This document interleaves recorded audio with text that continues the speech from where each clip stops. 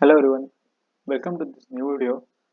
So today I'm going to show you how you can connect your image to the database and change any that image with other images in the same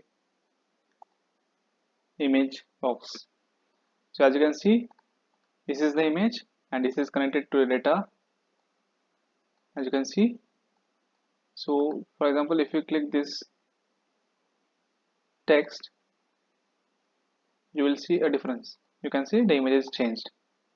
And if you click here and click on manage content, so the content manager will open. So here is where I have added these two images. So as you can see, those images are here. So if you again add an image, let's say we call it image 1 and fill type by image and save.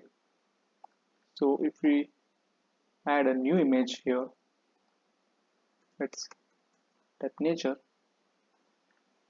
For now we will add any image available.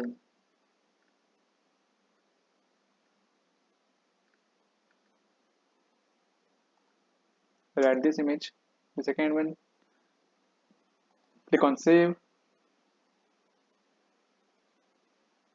again click on save. So I think we need to close this. Now as you can see, we are again back to this section, and if you click here, click on manage content. Sorry. So if you click here and click on image 1, so as you can see, the image is changed. The image we added recently has been shown here. So this is how you can connect your images to the database and change accordingly.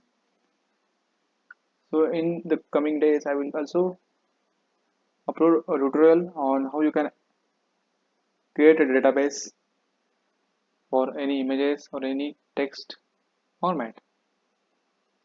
So thank you for watching this video.